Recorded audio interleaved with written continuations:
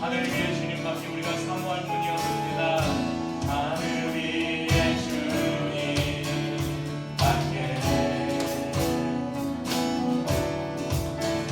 내가 사모할 자 이 세상에 없네.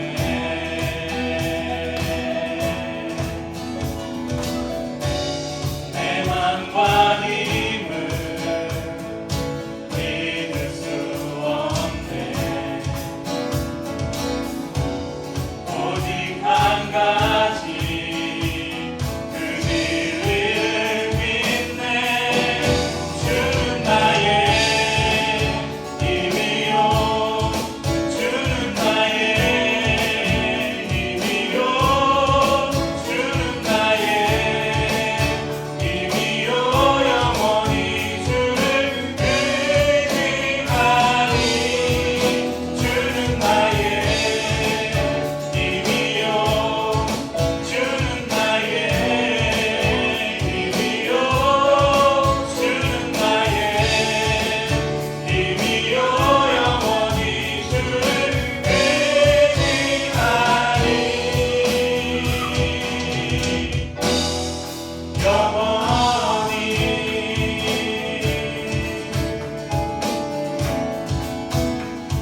하늘 위에 주님밖에,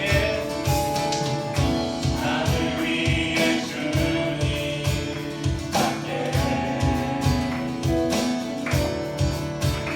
내가 사모할 자 이 세상에 없네. 내 마음과 힘은 믿을 수 없습니다. 믿을 수 없네. 우리가 믿는 오직 한 가지, 오직 한 가지 주님의 말씀, 그 진리를 믿네. 아멘. 주는 나의 힘이요, 주는 나의 힘이요, 주는 나의 힘이요. 영원히 주를 의지하니. 주 나의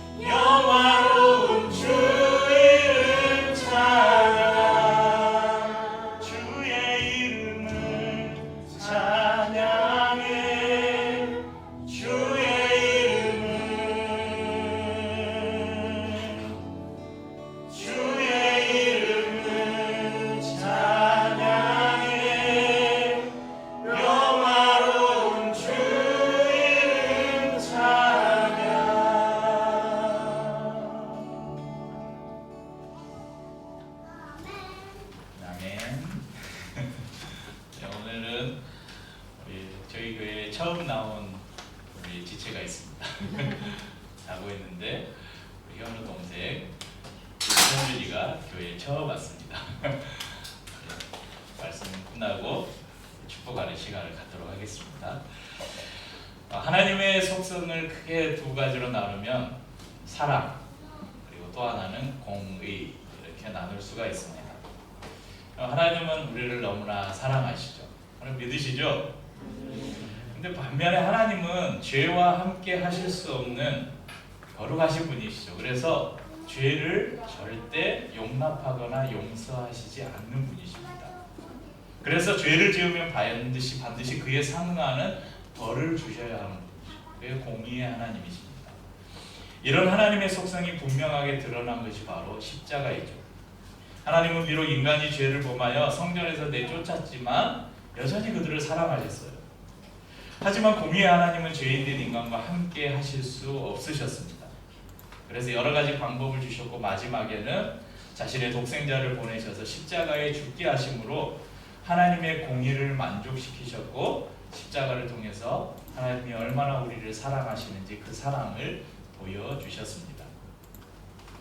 이 두 가지 속성을 제대로 이해하지 못하고 하나님을 믿는 사람들 안에는 몇 가지 문제가 생겨요. 그러니까 하나님은 사랑의 하나님이시다 이것만 생각하고 신앙생활하는 사람들은 자칫 방종에 빠지기 쉽습니다. 그러니까 내가 무슨 짓을 해도 하나님은 나를 용서하셔. 그러면서 신앙의 방종에 빠져서 예수 믿기 이전과 동일한 삶을 살거나 아니면 그보다 더 못한 삶을 살 수도 있습니다. 반면 공의의 하나님만을 생각하고 사는 사람은 늘 하나님을 두려움의 대상으로 여겨요. 그래서 조금만 실수를 해도 어쩌지? 하나님 나에게 벌 주시면 어쩌지? 지나친 죄책감에 빠져서 오히려 그것이 하나님께 나아가는 것을 막기도 합니다.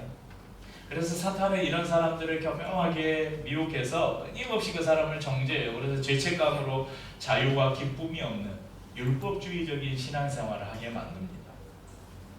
그럼 부모와 자녀의 관계도 이런 하나님과 우리 사이의 관계가 잘 드러나요.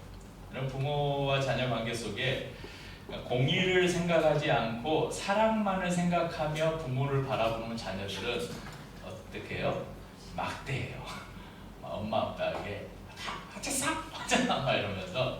왜냐하면 부모님은 나를 무한정 사랑만 하시는 존재로 생각하기 때문에 그렇죠.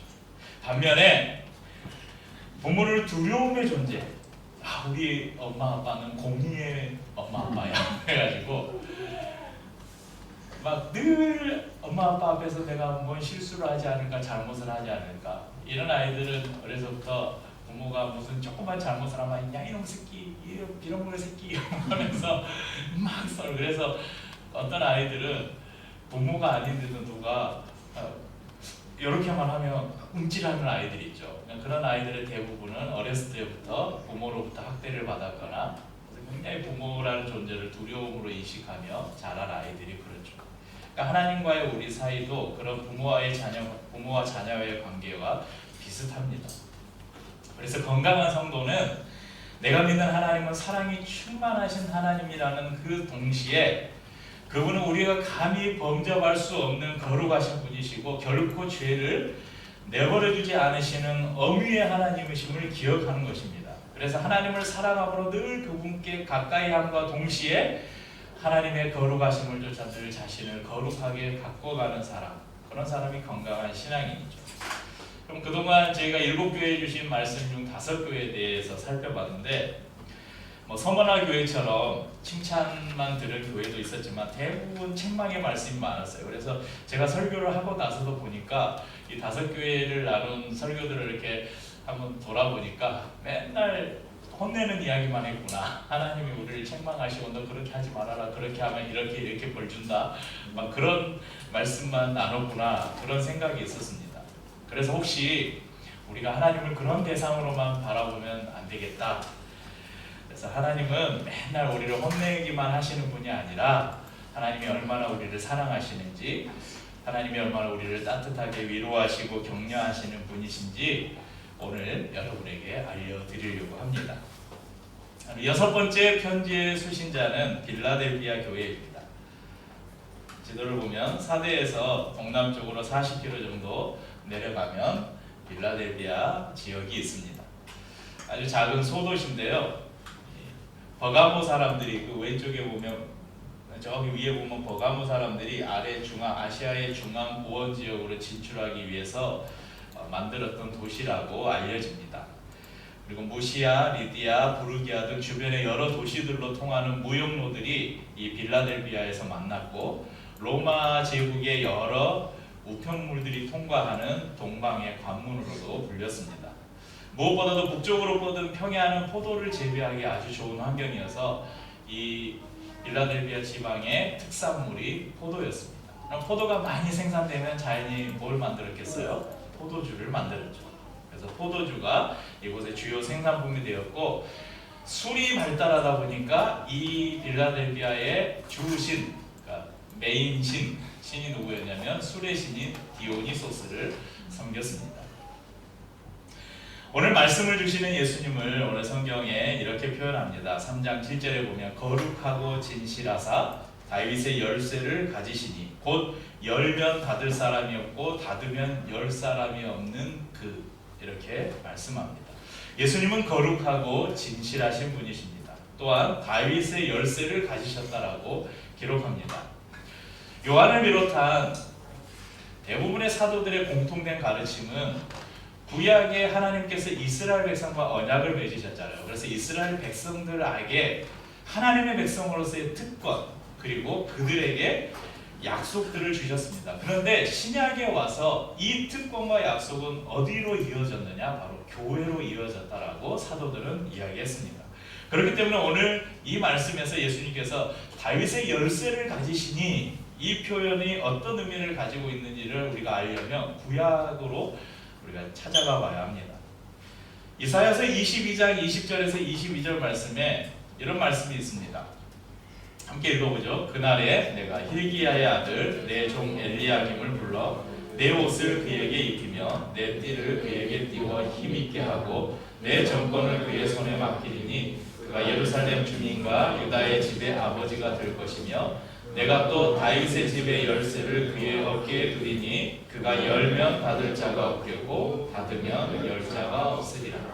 오늘 예수님을 표현한 말씀과 동일한 말씀이 이사야서에 기록이 되어 있습니다.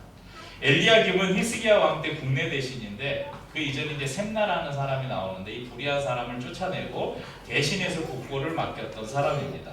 그러니까 하나님께서 엘리야김을 세워서 예루살렘 주민과 유다 집의 아버지로 삼고 정권을 그에게 맡기셨다 이렇게 말씀하셨습니다. 그에게 주신 권한은 한 번 문을 열면 닫을 사람이 없고 한 번 문을 닫으면 열 사람이 없는 곧 절대적인 권력을 상징하는 것으로 이것이 그러면 예수님에게는 어떤 의미가 있느냐? 바로 예수 그리스도가 하나님의 왕국의 절대적인 주권을 가지신 분이시다. 이것을 구약의 성경 구절을 끌어와서 예수님께서 지금 말씀하고 있는 것이죠. 여러분 열면 닫을 자가 없다. 이것은 그리스도께서 우리에게 허락하신 구원은 그 누구도 빼앗을 수가 없다는 말씀입니다.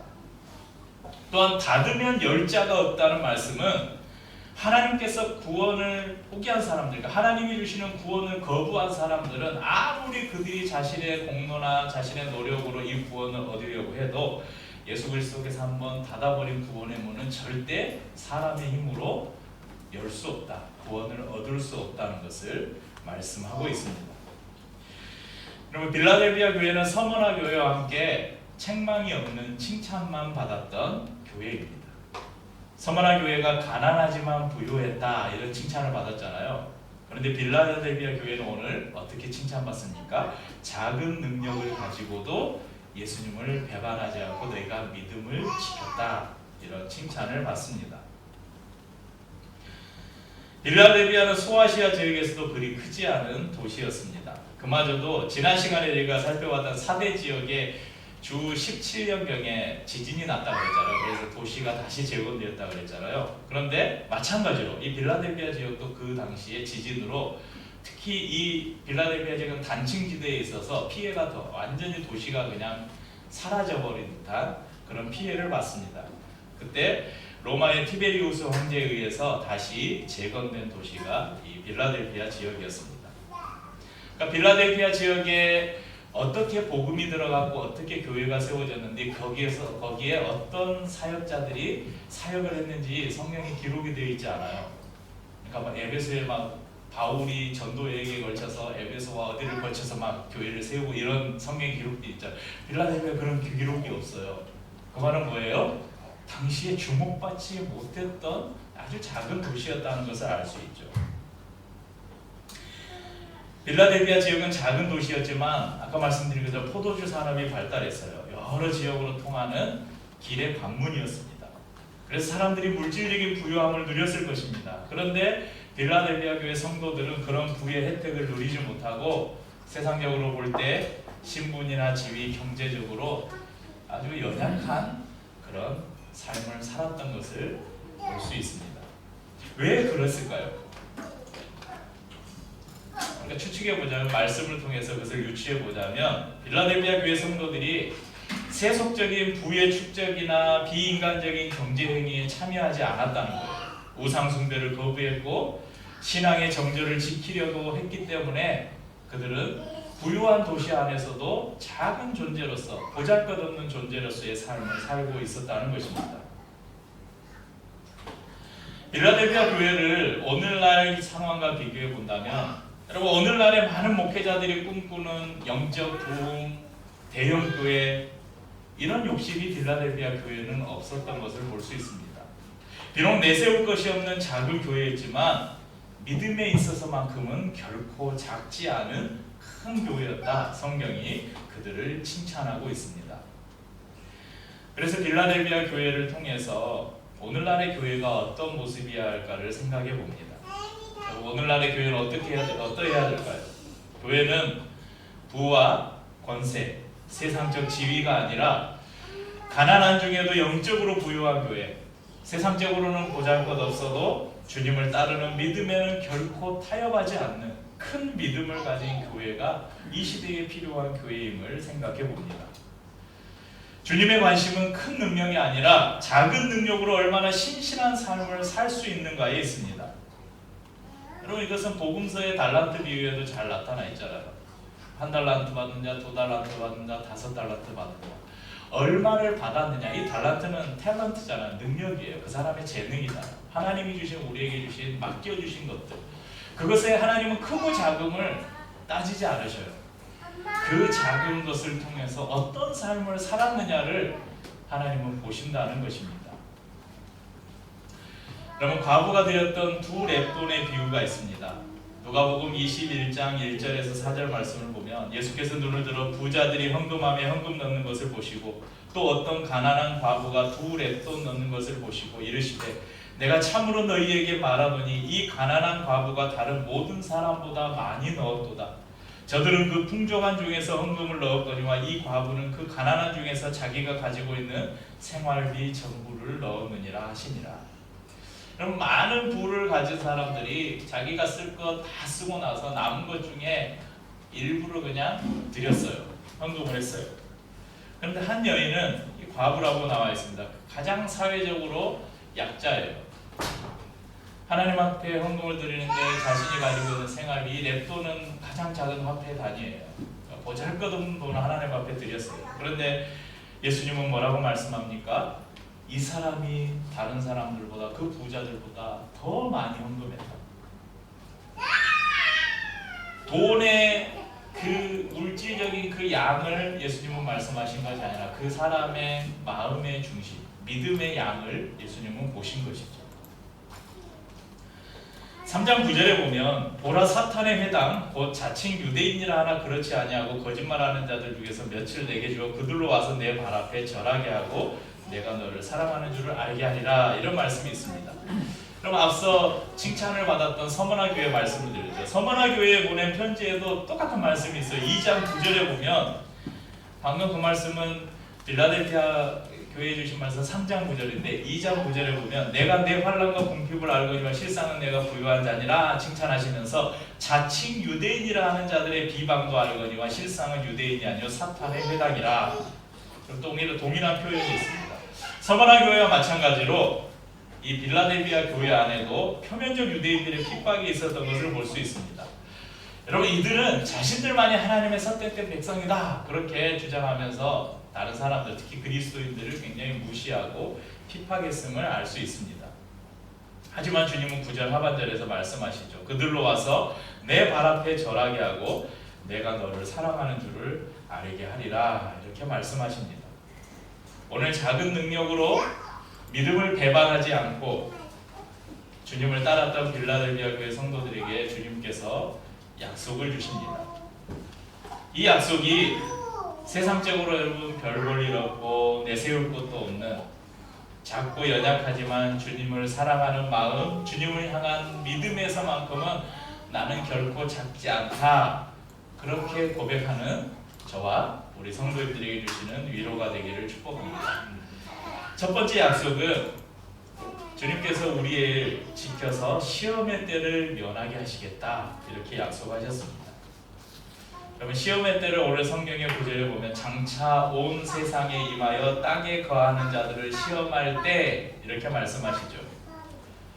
그래서 이 시험의 때는 아마도 성경에 종종 등장하는 대환란, 요한계시록에 등장하는 대환란의 때, 또 여호와의 날로 상징되는 세상의 마지막 날 임할, 여기서 뭐 전천연설, 후천연설, 뭐 휴거 뭐 이런 건 이야기하지 않겠습니다. 그러니까 마지막 날에 세상에 임할 그 심판 앞에서 당할 환란, 거기에서 예수님은 우리를 건져주시겠다, 그런 약속입니다. 그런데 저희가 매주 예배 때마다 드리는 줄기도문에 보면 악에서 구하시옵소서, 이런 구절이 있잖아요. 하나님 우리를 날마다 악에서 구하시옵소서. 이 구하시옵소서에 사용된 동사가 오늘 구절에 나오는 면하게 하리라의 동사와 동일한 동사라는 거예요. 그래서 이것을 보면 이 말씀, 우리가 항상 우리가 주님께 기도하잖아요. 주님 우리를 악에서 구하시옵소서.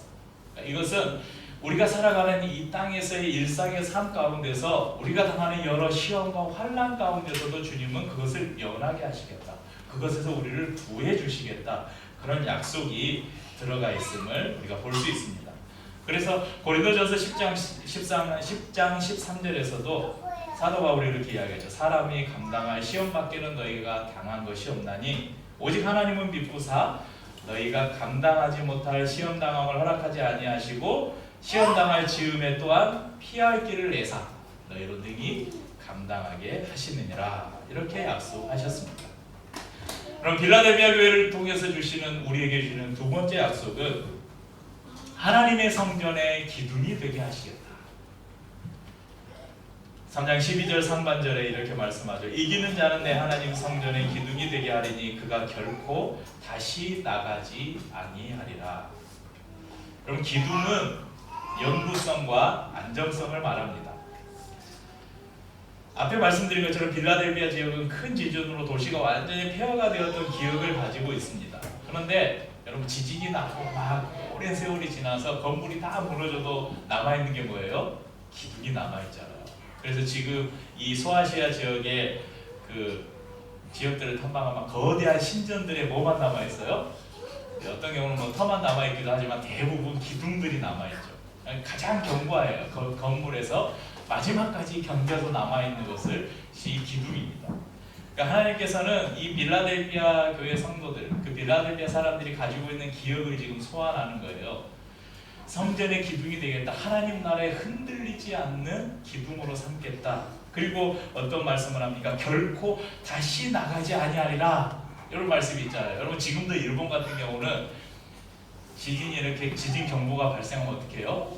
짐 싸서 다 대피소로 가잖아요. 그러니까 빌라델비아도 지진 발생 이후에 그 위에도 여진이 많이 있었다고 그래요. 그래서 지진의 징후가 보면 사람들이 짐을 싸서 안전한 지대로 대피하는 거예요. 그래서 갔다가 다시 들어왔다가 또 지진 나면 또 갔다가.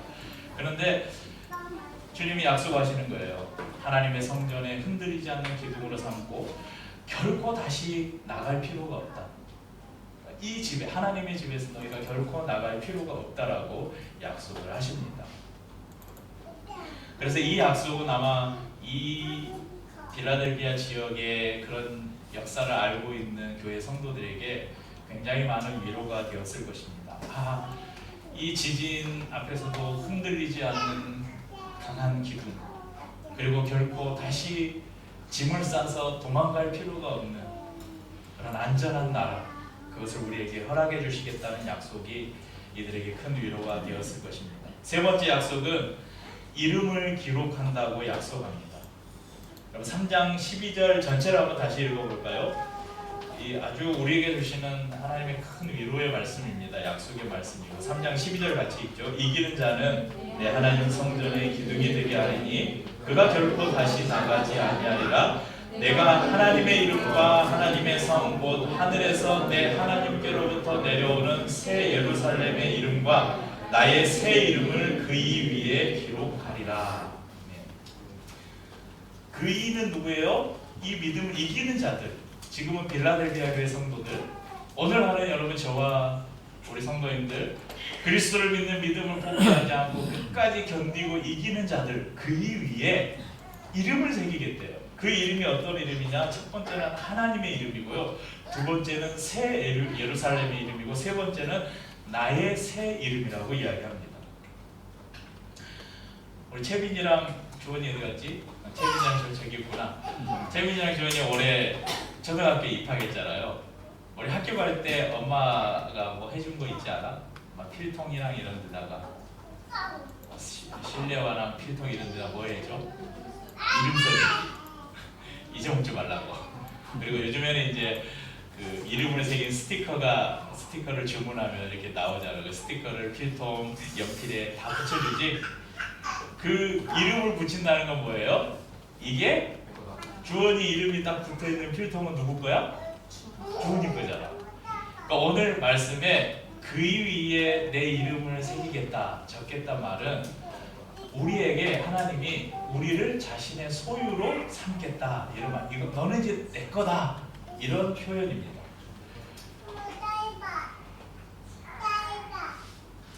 그러면 우리는 누구 소유예요? 첫 번째 하나님의 이름을 기록하겠다 그랬잖아요.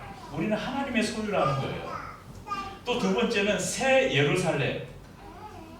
여기 보면 그 예루살렘을 하나님의 성, 하늘에서 내려오는 내 하나님께로부터 내려오는 새 예루살렘. 그러니까 이게 요한계시록에 말하는 새 하늘과 새 땅. 요즘에 말하는 신천지가 이거예요. 신천지가 이 새 예루살렘이 새 하늘과 새 땅이라고 해요. 그러니까 이것은 전혀 새로운 나라예요. 마지막 날 하나님께서 이 땅에 완성하실 새로운 나라가 바로 이 새 예루살렘입니다. 그러니까 새롭게 하나님께서 마지막 날에 완성하실 그 하나님 나라의 백성으로 우리를 삼겠다, 그런 약속입니다. 또 하나 아주 재미있는 표현이었는데, 나의 새 이름을 그 위에 새기겠다. 여러분, 나는 누구예요? 예수님이잖아요. 나의 새 이름을 그 위에 새기겠다. 예수님 자신을, 우리를 예수님의 소유 삼으시겠다, 이런 말씀인데 자신의 이름을 새 이름이라고 말합니다. 그럼 계시록 2장 17절 하반절에 보면 비슷한 표현이 있는데, 이기는 그에게는 내가 감추었던 만나를 주고 또 흰 돌을 줄 터인데 그 돌 위에 새 이름을 기록한 것이 있나니 받는 자밖에는 그 이름을 알 사람이 없느니라. 또 계시록 19장 12절 말씀을 보면요, 그 눈은 불꽃 같고 그 머리에는 많은 관들이 있고 또 이름 쓴 것 하나가 있으니, 지금 이 표현은 예수님을 표현하는 거예요. 그 눈은 불꽃 같고 그 머리에는 많은 관들이 있고 또 이름 쓴 것 하나가 있으니 자기밖에 아는 이가 없고, 그러니까 예수님밖에 아는 사람이 없는 이름이 있다는 거예요. 그러니까 우리가 익히 알고 있는 예수님의 이름이 아닌 예수님만이 알고 계시는 그분의 비밀한 이름을 우리에게 알려주시겠다는 약속입니다. 그리고 그 비밀한 이름을 받은 사람만이 그리스도의 소유가 된다는 사실입니다. 사랑하는 성도님들, 하나님이 우리에게 원하시는 것이, 너희가 세상에 알아주는 큰 업적을 이루었는가? 내가 얼마나 큰 사람이 되었는가? 우리의 직업이 어느 직급까지 올라갔는가? 우리가 언론에 이렇게 등장하는 유명한 사람이 되었는가? 하나님이 우리에게 원하시는 것은 그런 것이 아닙니다. 또한 하나님께서 우리 기류의 교회에 원하시는 것이 무엇일까요?